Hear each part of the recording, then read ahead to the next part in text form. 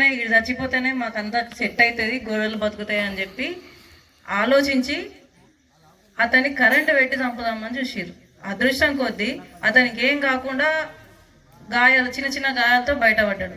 అదే అతనికి గట్టి షాక్ కలిగి ఏమన్నా జరిగితే కుటుంబ పెద్దను కోల్పోతారా? కోల్పోరా?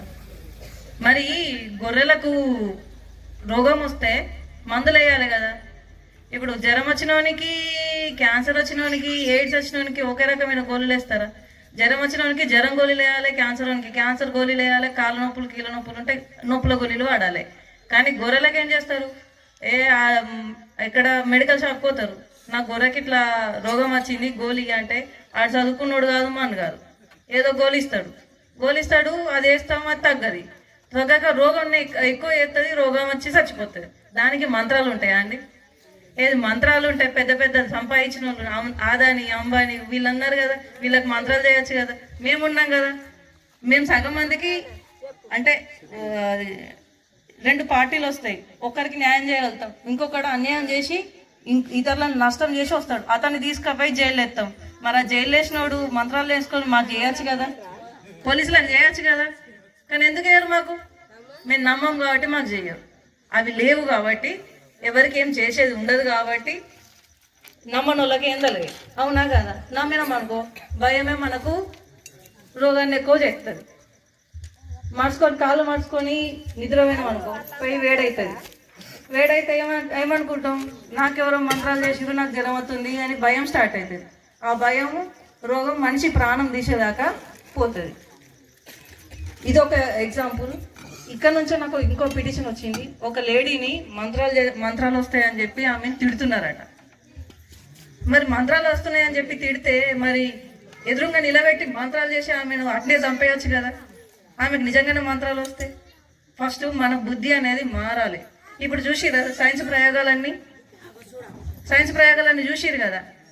మరి సైన్స్ ఉందా, మంత్రం ఉందా, మ్యాజిక్ ఉందా? యూత్ మీరు చెప్పాలి.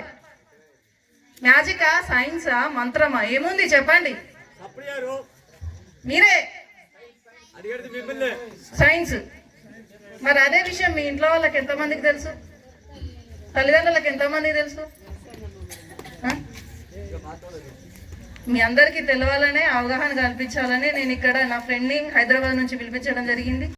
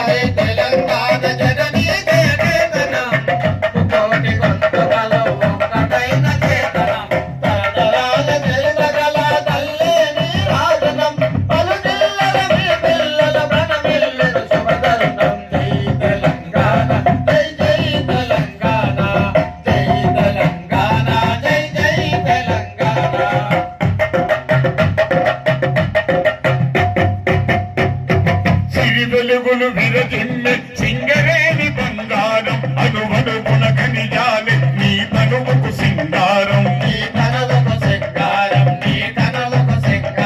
సిరి వెలుగులు విరజిమ్మే సింగరేణి బంగారం అనువనుకున ఖనిజాలే నీ తనువుకు సింగారం. సహజమైన వన సంపద, సకలైన భూముల పొద, సిరులు కంట సారమున్న మానవీయ కథ తెలంగాణ.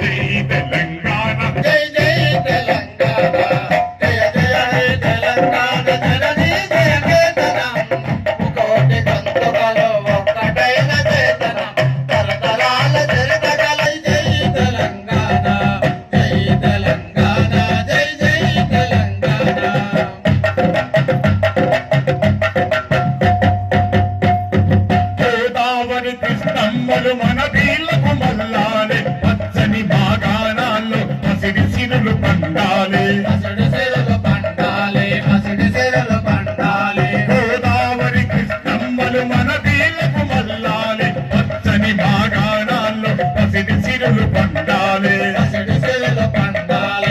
పనిచెరలు పండాలి శాంతులు తెలంగాణ సుభిష్టంగా ఉండాలి శరాతమై తెలంగాణ స్వర్ణయుగం కావాలి జై తెలంగాణ జై జై తెలంగాణ జై తెలంగాణ జై జై తెలంగాణ జయ జయ హే తెలంగాణ జననీ జయ కేతనం కోటి గొంతుకలో ఒక్కటైన చేతన తరతరాల చరితగల తల్లి నీ రాజనం పలకిల్ల నీ పిల్లల మనమెల్లదు సవతరణం జై తెలంగాణ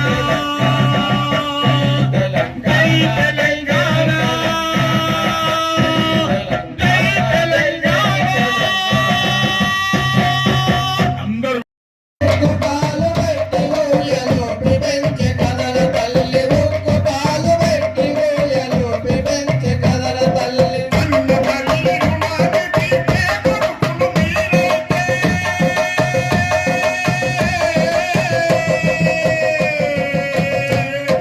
కన్ను బల్లి రుణానికి చేకూరుకును మీరైతే ముసలితనములో వారిని పూలల్లో పెట్టుకునే చూడాలి తల్లి నవమాసాలు మోసి నిన్ను కడుపులోన దాచుకొని కష్టాలను ఓ కడుపులోన అట్లాంటివి ఉంటాయా లేవా? మరి నేను దియ్యవారు దేవుళ్ళని దియ్యమని వివరించగలరా? తీస్తే మంచిగా హైదరాబాద్ నుంచి నా ఫ్రెండ్ నరేష్ అని ఎస్పెషల్లీ ధర్మారం విలేజ్ గురించే నేను పిలిపించిన కాబట్టి మీకు ఏ ఒక్క క్షణంలో కూడా మీకు బోర్ కొట్టదు. చెప్తున్నా కదా మళ్ళీ మళ్ళీ కావాలి అని అంటారు. డిసప్పాయింట్ అయితే కాకండి. ఇందులో నుంచి వచ్చే మెసేజ్ ను కూడా మీరు నలుగురితో షేర్ చేసుకోవాలని నేను కోరుకుంటున్నా. Thank you. Okay madam, thank you madam.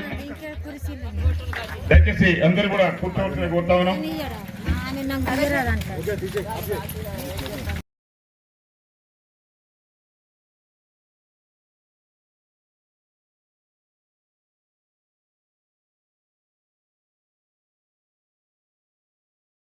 ఇట్లా పెట్టుకున్నా ఎందుకంటే ముందస్తుగా ప్రణాళికలు వేసుకున్న వాళ్ళు ఎప్పుడు ముందే ఉంటారు.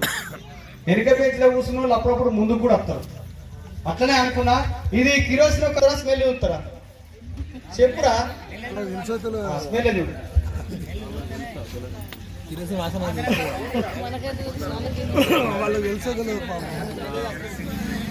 ఈమె ఎట్లుందంటే తిన్నావా అంటే బడికేనామంటే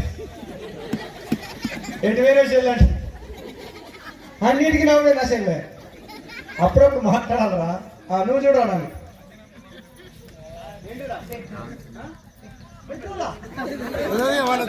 పెట్రోల్ ఇంతసేపు ఉండాలి ఇది ఆవిరి అయిపోతుంది. ఎప్పుడు కిరోసిన్ గ్యాస్ తెలుసా తెలియదు తెలుసా లాస్ట్ ఓకే నువ్వు ఇటారా నువ్వు ఇట్రా ఏం పేరు అన్నావు నీ పేరు